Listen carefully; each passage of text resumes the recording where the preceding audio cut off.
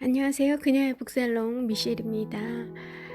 네, 오늘 함께 할 책은 김대식 교수님의 빅 퀘스천입니다. 전에도 한 챕터 읽어드린 적이 있고요. 오늘은 또 다른 챕터 읽어드릴게요. 무슨 챕터일까요? 네, 바로 제목이 인간은 왜 외로움을 느끼는가입니다. 오늘 화창한 오늘 날씨와는 좀 안 어울리는 그런 제목이네요. 새벽 아침에는 꽤 어울렸던 그런 주제예요. 오늘 아침 노을이 또 굉장히 이뻤거든요. 자, 본문 읽어드릴게요. 우주가 너무 크다는 것이 첫 번째 문제이다. 느닷없이 문제가 제기되네요. 인간은 왜 외로움을 느끼는가? 그 첫 번째 이유는 우주가 너무 크다는 거예요. 모든 상상력을 총동원해봐야 인간의 작은 뇌로는 도저히 이해할 수 없는 크기이다. 137억 년 전 빅뱅 이후 계속해서 팽창한 오늘날 우리가 관찰할 수 있는 우주의 반경은 460억 광년 정도이다.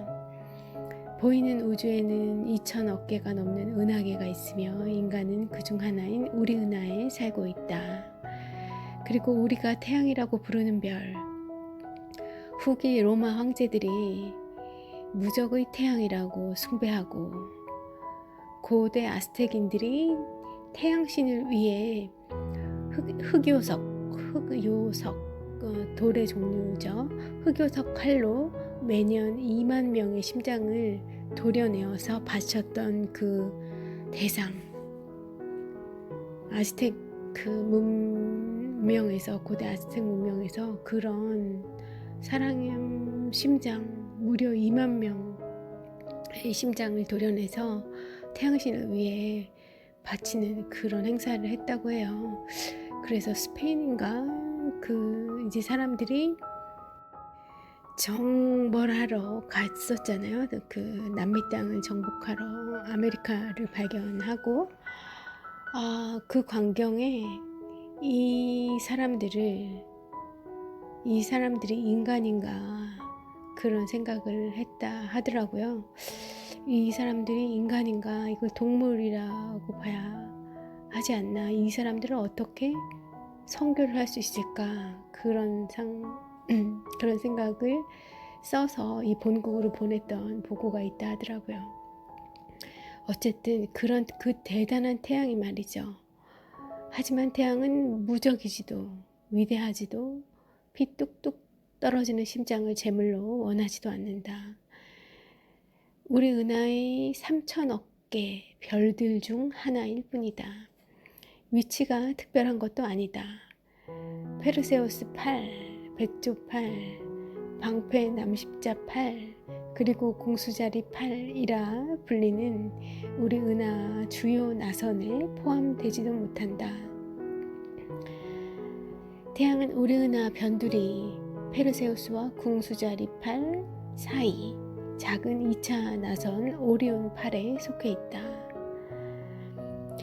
태양, 지구, 한반도, 영원한 사랑을 약속하는 연인, 엄마 품 안에 안겨 한없이 행복한 아이, 임기 5년 만에 머리가 하얗게 센 오바마 대통령, 대학에 떨어져 자살하려는 학생, 결혼 필요한 손님들을 테러범으로 착오해 미사일을 발사하는 무인 정찰기, 모두 다 시속 82만 8천 킬로미터의 속도로 우리 은하 중심을 돌고 있다. 바로 지금 이 순간에도 말이다. 별거 아닌 거였던 거죠.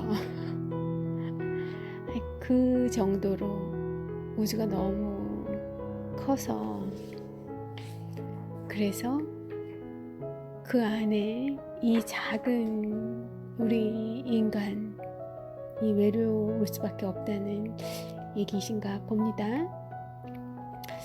우주는 크고 인간은 한없이 작다. 진화라는 우연 덕분에 인간은 지능을 가지게 되었고 지능이 생겨 나라는 존재를 알고 세상을 바라본다. 기억이라는 것이 있어 과거를 잊지 않을 수 있고 아직 기억할 수 없는 미래를 예측하려고 애쓴다. 하지만 우리에게는 승리와 행복보다 좌절과 아픔과 실망의 기억이 더 선명하게 남아있다. 과거는 너무도 확실하기에 실망과 아픔과 좌절의 존재는 움직이지 않는다. 미래는 만약 미래가 과거의 확률적 연속이라면 우리를 기다리는 것은 더 많은 실망과 아픔일 것이다. 그래서 인간은 예감한다. 아무리 발버둥 쳐봐야 끝이 대체로 좋지 않을 것이라고. 죽은 자의 부활을 위해 무려 70일 동안 썩어가는 시체를 정성껏 미라로 보존했던 고대 이집트인들마저도 실은 알고 있었다. 지금까지 그 누구도 죽음의 세계에서 돌아오지 않았다라고. 이 문구가 고대 이집트 편지 내용 중에 써 있었다고 합니다.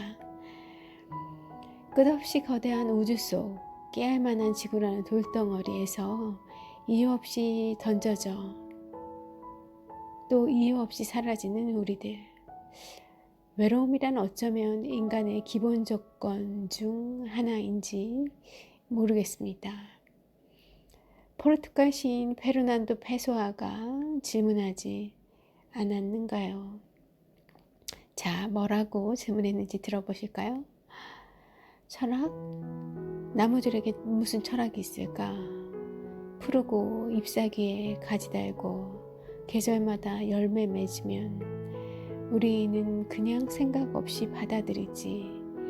알아보지도 못하며 그런 나무의 철학보다 더 뛰어난 철학이 있을까? 왜 사는지 모르며 모르는 걸 모르며 사는 하하하. 이런 내용이었군요. 포르투갈 시인이 남긴 시가.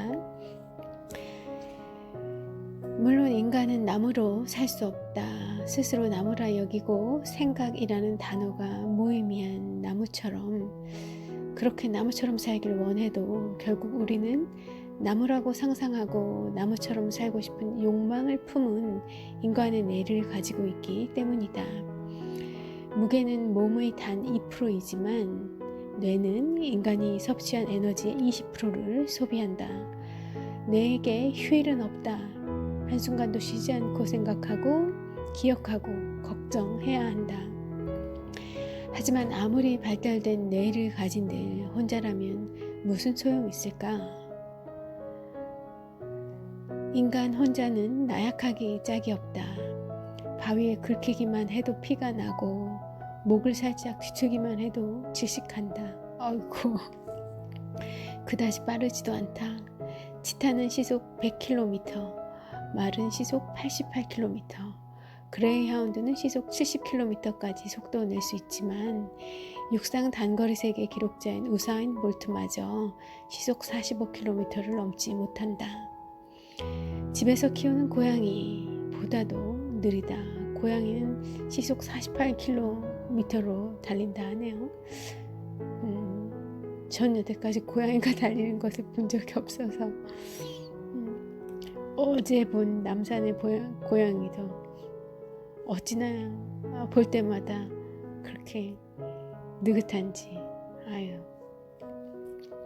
대부분의 동물들보다 어쨌든 인간은 동물들보다 더 약하고 느리고 겁도 많은 그런 인간이 지구를 정복할 수 있게 된 이유는 단 한 가지이다. 인간은 사회적 동물이기 때문이다. 사회적 동물이기 때문에 외로움도 더 피할 수 없는 것이겠죠. 예. 그만큼 그런 관계를 원한다는 거니까. 원하는 게 있으면 그리고 사람이 원한다는 거, 기대한다는 거, 이걸 어느 수준까지로 적당히 자제하는 게 이 적당히 유지시키는 게 어떤 크기로 제한한다는 게 어렵잖아요. 그러다 보니 기대가 크면 그만큼 뭔가 덜 채워진 느낌, 그런 외로움들이 생길 수밖에 없는 거 아닐런지요.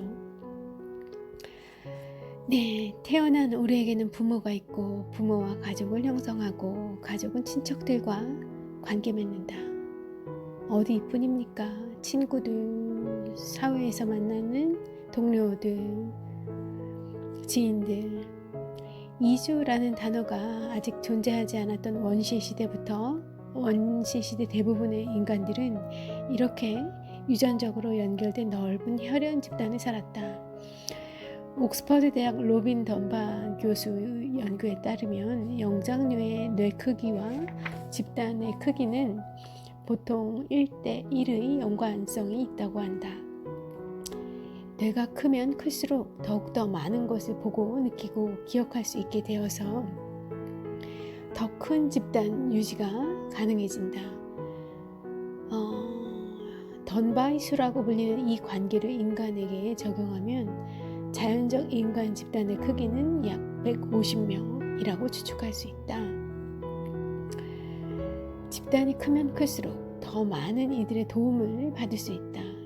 혼자는 나약한 존재이지만 우리라는 집단 안의 협동과 역할 분담 덕분에 빠르고 거칠고 강한 동물들을 지배할 수 있다.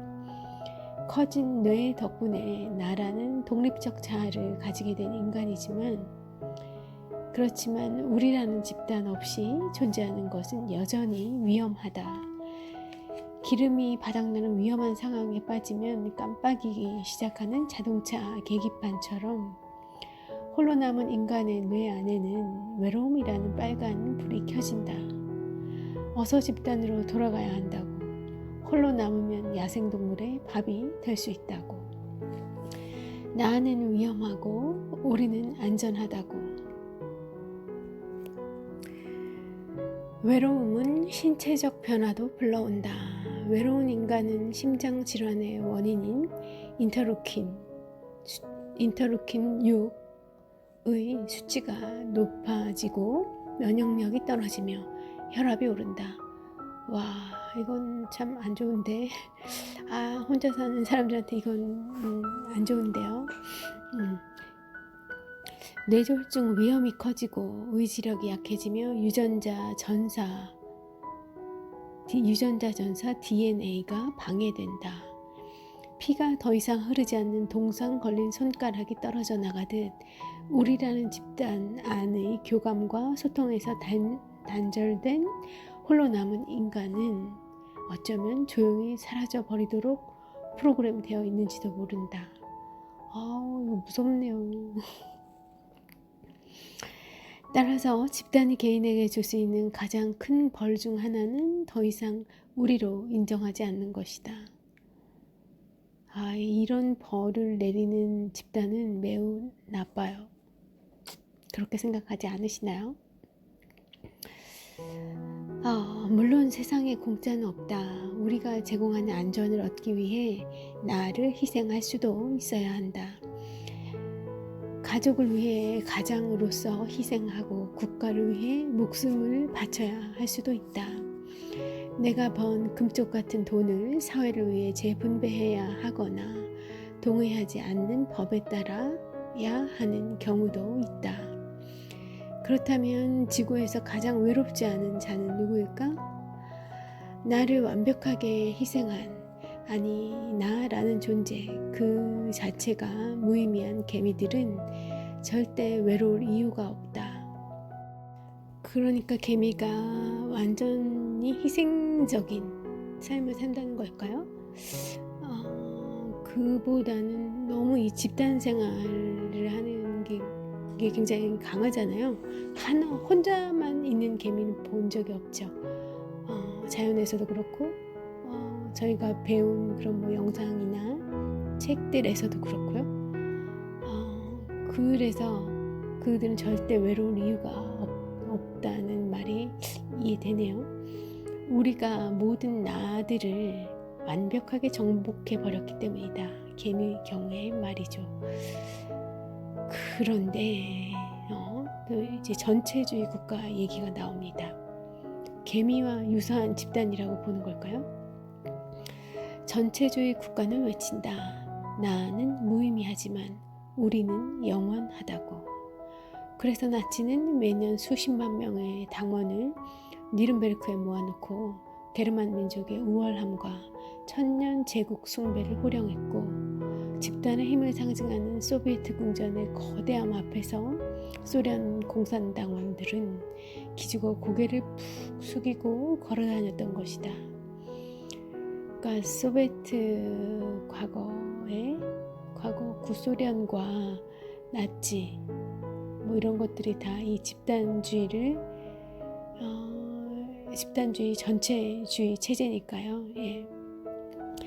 그들은 집단을 위한 희생을 존재의 가장 큰 행복으로 느끼는 개미가 되어가고 있었다. 그런 건 아니죠.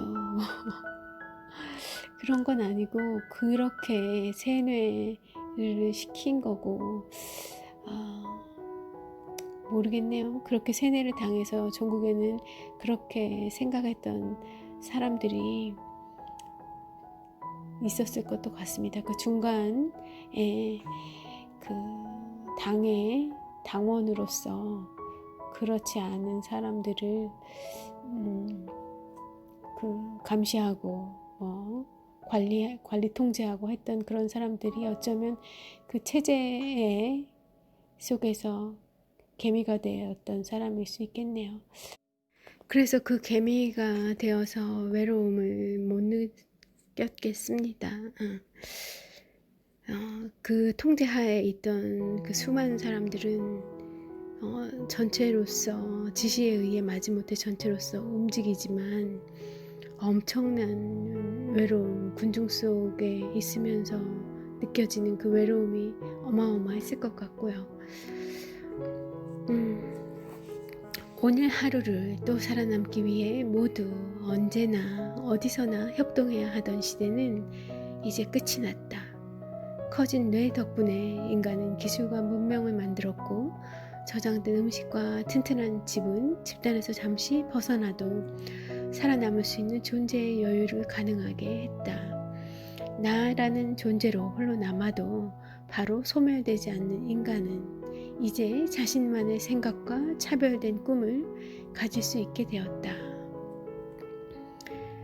우리에서 독립된 나는 시를 쓰고 그림을 그리고 기계를 만들고 우주와 존재에 대해 생각한다. 하지만 홀로 남은 나의 뇌는 또다시 명령한다. 빨리 우리로 돌아가라고. 나 혼자는 위험하다고. 언제까지 그 혼자의 세계에 빠져 있을 것이냐고. 이건 제 경험하고도 일치하네요. 이렇게 계속 이렇게 혼자로 있어도 될까 하는 생각들이, 혼자로서 느끼는 그 너무 그 자유로움을 너무 좋다가 어느 날 문득 어느 순간에 그런 이제 두려움, 이렇게 너무 혼자 떨어져 있어도 되나 하는 생각이 들 때가 또 있답니다. 그런 걸 의미하는 것 같아요.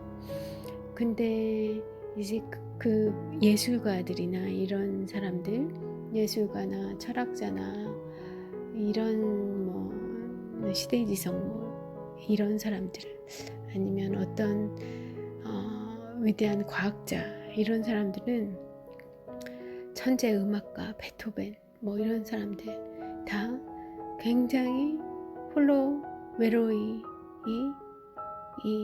있었죠. 예. 그래야만 그런 인류사의 길이 남을 예술 작품과 빛나는 발견들이 가능해졌었기 때문에 그들은 그렇게 운명적으로 외로운 삶을 살다 가지 않았나 해요. 파스칼은 팡세에서 질문했다. 인간이 가장 두려워하는 것이 무엇이냐고. 대답은 혼자만의 지루함이었다. 아이고, 인간이 가장 두려워하는 것이 혼자만의 지루함이라 파스칼이 답했군요. 아, 그럴까? 음. 파스칼 시대에는 그랬나 모르겠지만 그 팡세의 그 부분, 그 문장에 현재를 살아가고 있는 많은 지구인들은 그 답에 동의하지 않을 것 같아요. 그렇지만 만약에 정말 무인도에 떨어져서 혼자 평생을 기약 없이 살게 된다. 그럴 경우에 인간이 가장 두려워하는 것이 무엇이냐고 묻는다면 혼자만의 지루함, 혼자만의 외로움 이런 것이겠죠. 버트란트 러셀은 게으름이 선물하는 홀로 된 지루함을 찬양했지만 맞아요. 버트란트 러셀은 그런 제목 게으름의 찬양이었던 것 같네요. 예. 그런 책도 쓰셨어요. 저도 한 권 가지고 있는 것 같은데 인간은 대부분 혼자 되는 순간 참을 수 없는 존재의 가벼움을 느낀다.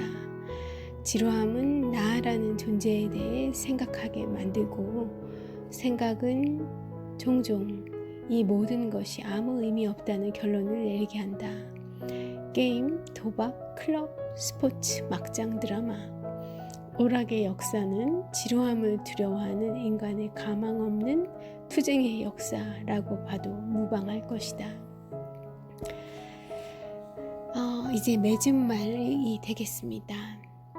철학자 쇼펜하우어는 가장 이상적인 인생을 홀로 함께 사는 삶이라고 표현했다. 나와 우리의 싸움은 이길 수도 질 수도 없다. 그럴 필요도 없다. 나무로도 개미로도 살 수 없는 인간이기에 우리는 화가 호퍼의 밤을 지새우는 사람들처럼 다 함께 홀로 탈출할 수 없는 이 지구라는 우주선을 타고 은하를 돌고 있는 것이다. 여러분, 저희는 지금 우주 여행 중에 있습니다. 우린 같은 우주선을 타고 있어요. 네, 김대식 교수님의 글을 읽어드렸습니다. 인간은 왜 외로움을 느끼는가? 네, 피할 수 없는 숙명이고 외롭다고 해서 항상 우리로만 있는 것은 또 바람직하지 않은 것 같고요. 또 그렇게 됐을 때 어떻게 되는지 우리가 역사적으로 얻은 교훈도 있죠. 그래서 가장 이상적인 인생은 어쩌면 이 쇼펜하우어가 이야기한 것처럼 홀로 또 함께 홀로 또 동시에 함께 사는 삶이라고 이야기할 수 있을 것 같습니다. 어떻게 읽으셨나 모르겠어요. 관련돼서 같이 또 들으시면 좋을 것 같은 그런 짧은 챕터가 하나 있어서 그것도 마저 읽어 드릴게요. 챕터의 제목은 우리는 누구인가 입니다. 우리는 누구인가. 자, 들어보세요. 악몽을 꾸다 깨어난 그레고르 잠자. 예, 카프카입니다. 카프카가 소환되고 있어요. 네, 악몽을 꾸다 깨어난 그레고르 잠자는 침대 위에 괴물같이 커다란 벌레로 변해버린 자신을 발견한다. 프란츠 카프카의 소설 변신은 이렇게 시작한다. 영업사원으로 열심히 일해 가족을 먹여 살리던 그레고르의 변신은 곧이어 가족들의 변신을 불러온다. 충격과 걱정은 서서히 역겨움과 귀찮음으로 변해가고 저것을 없애버리자는 첫마디가 사랑스러운 여동생의 입에서 나온다. 집안의 희망이며 미래였던 그가 왜 갑자기 저것이 되어버린 것일까? 우리는 매일 일어나며 확신한다. 오늘 아침에 나는 바로 어제 침대에서 잠든 나와 같다고. 하지만 적어도 우리의 몸은 영원하지도 항상 일치하지도 않는다. 인간의 몸은 수십조 개의 세포들로 구성되어 있다. 세포들은 주기적으로 만들어지고 분열하고 죽는다.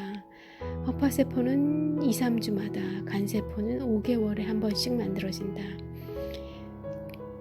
창자 세포들이 교환되는 데는 2, 3일이 걸리고 4개월에 한 번씩 중고 적혈구들은 새로운 적혈구들로 바뀐다. 피부세포들은 시간당 3만, 4만 개씩 죽어 매년 3.6kg이나 되는 세포가 몸에서 떨어져 나간다. 창문을 열어놓지 않았는데도 바닥에 하얗게 쌓인 먼지 대부분이 바로 얼마 전까지 씻고 만지고 감각한 우리들의 한 부분이었던 것이다. 우리는 인간으로 잠들어 벌레로 깨지 않더라도 매일 조금씩 변신하고 있다는 말이다. 그런데도 변하지 않는 듯한 나라는 정체성의 근거는 과연 무엇일까?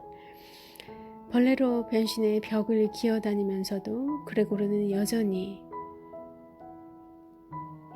그레고르로 생각하고 그레고르로 느낀다. 사랑에 빠진 아폴론 신에게 쫓기다 더 이상 피할 수 없게 되자 나무로 변한 그리스 신화의 다프네 역시 나무로 변신 후 여전히 다프네로 생각하고 다프네로 느끼지 않았을까? 피부나 간세포와는 달리 대부분의 대뇌피질 신경 세포들은 더 이상 만들어지지도 분열하지도 않는다. 뇌피질 내의 신경세포들은 더 만들어지거나 분열하지 않는다는 거네요. 덕분에 우리는 오래전 유치원에서 들었던 노래를 아직도 부를 수 있고 잃어버린 시간을 찾아서의 마르셀은 마들렌 쿠키의 맛 하나로 어린 시절 시시콜콜한 추억까지 끄집어낼 수 있는 것이다. 그렇다면 데카르트의 말을 빌려 그레고르 장자로 생각한다. 고로 그레고르 장자다. 그레고르 잠자다 라고 말할 수 있을까? 네, 그럴싸합니다. 세상과 분리된 생각 그 자체만으로 존재와 정체성이 성립한다고 생각한 데카르트와 달리 독일 철학자 헤겔은 정체성이란 항상 다른 존재와의 관계를 통해서만 가능하다고 주장했다. 이불을 뒤집어쓰고 혼자서 아무리 생각하고 비판하고 의심해봐야 소용없다는 말이다. 그레고르 잠자가 아무리 자기 스스로 영업사원 그레고르 잠자라고 기억하고 생각해봐야 그렇죠. 소설 속에서 다른 사람 눈에는 이미 징그럽기 짝이 없는 커다란 벌레 한 마리로 비칠 뿐이죠. 우디 앨런 감독의 영화 젤리그. 이 영화는 인간 카멜레온 레오나르도 젤리그의 인생을 보여주는데요. 흑인들 사이에서는 흑인이 되고 보수주의자 사이에서는 보수주의자, 좌파 사이에서는 혁명가로 변신을 합니다. 이 젤리그가 말이죠. 야구장에서는 멋진 야구선수이지만 뚱뚱한 사람들 옆에서는 고도 비만 현상을 보이죠. 로마 제국에서는 로마인, 이슬람 왕조가 지배하던 중세 스페인에서는 무슬림, 독일에서는 모범적인 독일인이 되려고 한 유태인들의 2000년 디아스포라를 보여주듯 말입니다. 네, 다른 거는 뭐 영화 얘기니까 그렇다 하더라도 이 마지막 문장에 유태인들이 2000년 디아스포라 이 얘기는 좀 이해가 안 가실 수도 있을 것 같은데요. 유태인들이 이제 그 이스라엘을 벗어나서 그 서구로도 갔고 서구로 많이 진출을 했죠. 서유럽으로 쫓겨서 이제 서유럽으로 많이 갔는데 그 서유럽으로 간 유태인들 중에는 그 유태의 전통을 거의 대부분의 유태인들이 다 잊어버리고 유태인이지만 유태인이 아닌 그런 사람들이 대부분이었다 하더라고요. 2차 세계대전 당시에 말이죠. 그 이전에도 그 이전 부분에도 그랬고요. 그런데 갑자기 자기는 유태인이라는 의식이 하나도 없이 살아왔는데 부모 때도 그렇게 살아왔는데 어느 날 갑자기 유태인이라는 낙인이 찍혀서 수용소에 갇혀야 되는 거고 그런 상황이 되었던 거예요. 그 유태인들이 정말 그 땅에서 특히나 이제 독일에서 그런 이제 유태인 학살이 있었으니까 그 지역, 바로 그 지역 독일, 체코 뭐 그런 지역에서의 살던 유태인들은 정말 자신들의 정체성을 독일인이라고 생각하고 살았었다는 거예요. 그런데 그런 청천벽력 같은 일이 벌어진 거죠. 그러니까 물론 그 아주 소수의 유태인들은 그쪽 서유럽에 살았더라도 거주해 오고 있었더라도 그 유태인의 전통을 지키려면서 소수 그 군락을 형성해서 그들의 전통을 지키면서 사는 유태인들이 일부 있었지만 아주 일부였다고 하고요.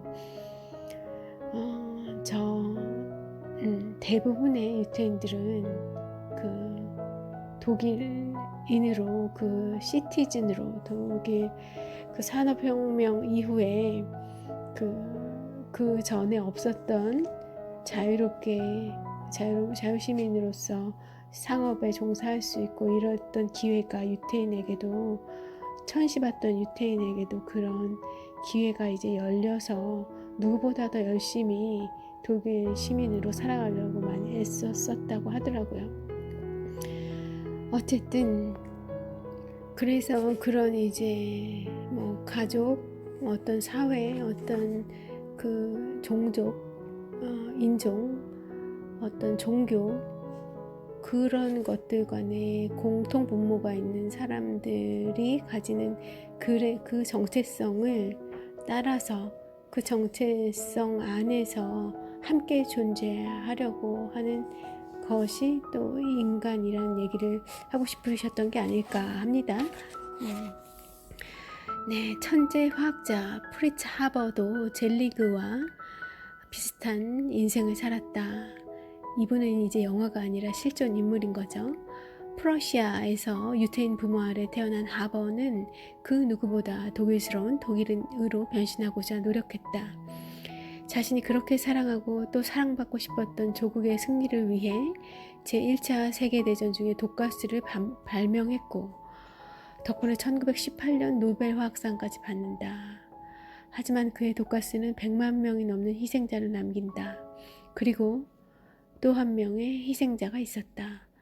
하버와 마찬가지로 화학자였으나 비인류적인 독가스 개발에 반대한 하버의 아내 클라라.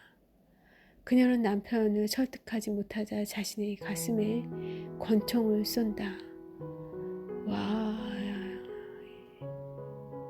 이건 정말 알려지지 않았던 이야기 같습니다. 클라라가 자살한 바로 다음 날 또다시 독가스 실험을 위해 전쟁터로 나간 하버는 전쟁이 끝난 후 살충제 회사 대구사를 세웁니다. 대구사는 인류 역사상 가장 효율적이고 잔인한 살충제인 치클론 A와 치클론 B를 개발한다. 그리고 불과 몇 년 후 자신만은 모범적인 독일인이라고 소리 지르며 제1차 세계대전 참전 메달을 내보이던 유태인들이 치클론 B 가스를 마시고 학살당하게 된다. 왜 하버는 유태인이지만 2차 대전에서 결국 다 학살당했던 거죠. 왜 하버는 유태인이지만 그렇게 독일인이 되기를 원했고 왜 우디 앨런은 미국 시민이지만 자신을 디아스포라 유태인으로 표현한 것일까? 다시 한번 정체성에 대해 생각해보자. 오늘날 한국 사회를 짐작이라도 하듯 정체성이 타인과의 권력 관계를 통해 성립된다고 주장한 해겔과는 달리 니체는 변하지 않는 객관적인 정체성의 존재 자체를 부인했다. 그러니까 그 정체성도 변한다고 니체는 생각을 한 거군요.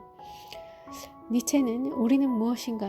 라는 질문의 답이 사회적 믿음과 역사적 해석을 통해 만들어진다고 주장했다. 그렇다면 그 해석의 기준은 무엇일까? 문화적, 역사적, 종교적 기준들이라고 니체는 이야기한다. 그런가 하면 하이데거는 죽음을 통해서만 인생의 의미와 정체성을 파악할 수 있다고 이야기했다. 우리는 살아가면서 인생이라는 퍼즐의 의미에 대해 수많은 가설과 희망을 세우지만 죽음을 눈앞에 둔 바로 그 순간에서야 무한한 가설과 가능성들이 단 하나의 실제로 변한다는 것이다. 헤겔, 니체, 하이데거는 모두 독일 철학자이다. 우연일 수도 있겠지만 정체성에 대한 독일인들의 뿌리 깊은 집착의 일면이 엿보이는 듯하다. 독일은 멋진 자동차와 최강 축구팀 덕분에 가장 빠르고 앞서가는 나라의 이미지를 가지고 있다. 하지만 역사적으로 독일은 유럽에서 가장 후진적 사회 중 하나였다. 영국이 산업혁명을 시작하고 수상이 국회의사당에서 야당의 공격을 받을 때 독일은 여전히 수백 개의 작은 왕국들로 쪼개져 있었다. Made in Germany라는 의무적 표시가 싸구려 독일 수입품들을 구별하려는 영국 정부의 규정 아래 만들어질 정도였다.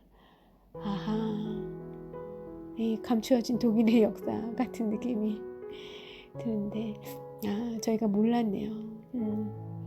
그래서 어쩌면 그 독일인들이 히틀러의 그 독일 건설에 그렇게 동조하고 나왔던 건지 또 모르겠다는 생각이 드네요. 예, 그런 부분도 없지 않을 것 같아요. 독일의 지식인들은 프랑스 혁명을 지지했고 독일 왕국을 하나씩 무너뜨린 나폴레옹을 해방자로 환영했다. 하지만 프랑스 혁명이 주장한 자유와 평등과 우애의 외침이 프랑스인의 그것만 의미한다는 사실을 깨닫게 된 독일 지식인들은 깊은 상실감에 빠진다.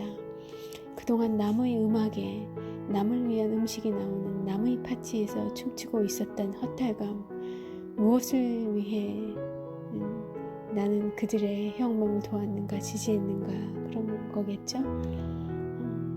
같이 들떴던가. 그렇다면 독일이란 도대체 무엇일까? 수백 개의 조그만 왕국들에 흩어져 사는 독일인의 공통적인 정체성은 존재할까? 결론은 하나였다. 역사와 언어 그리고 공통된 스토리들이 한 민족의 정체성을 좌우한다는 것이다. 그렇게 그림 형제는 독일 전역을 돌아다니며 백설공주, 신데렐라, 헨젤과 그레텔과 같은 이야기들을 모았고 현재까지 총 60권으로 정리된 표준 독일어 사전을 처음으로 출간해 수백 개의 언어로 구성된 독일어의 표준화를 시도하기도 했다. 그런가 하면 몽젠 같은 역사학자들은 고대 로마인 타키투스의 저서 게르마니아를 통해 2000년 동안 변치 않은 독일인의 정체성을 설명했다. 나라와 민족의 정체성이 언어와 역사와 스토리로 정해진다면 결국 한 민족의 정체성은 언제든지 재해석되고 재활용될 수 있을 것이다. 변하지 않는 나만의 정체성이 존재할 수 없는 것처럼 시대의 해석과 조작으로부터 자유롭고 객관적인 민족의 혼이나 민족의 정체성이란 환상일 뿐이다. 그렇게 우리는 누구인가 보다 우리는 누가 되고 싶은가 라는 질문이 더 중요하다는 말이다. 과거가 현재를 만들고 현재가 미래를 만드는 것이 아니라 현재는 현재일 뿐이고 미래는 현재 우리가 상상하는 것이다. 따라서 현재 우리는 원하는 미래를 그리고 그 미래를 정당한 과거를 만들어내야 한다. 항상 그랬기 때문이라는 변치 않는 정체성이야말로 인간에게 가장 설득력 있게 들릴 테니 말이다. 항상 그랬던 과거는 영원히 그럴 미래를 의미한다. 하지만 보레스가 이야기한 대로 영원히란 인간에게 금지된 단어이다. 우리는 독일인, 유태인, 한국인으로 태어나는 것이 아니다. 인류의 근원은 어차피 동아프리카의 호모 에렉투스에 있다.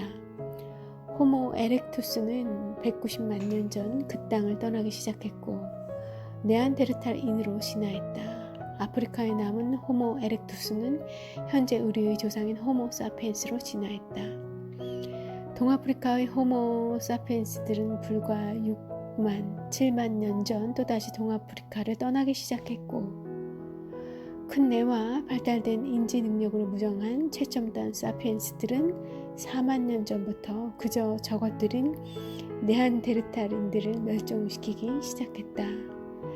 큰 뇌를 유지하기 위해 많은 단백질이 필요했던 사피엔스들은 네안데르탈인들을 먹잇감으로 사냥하기도 했다.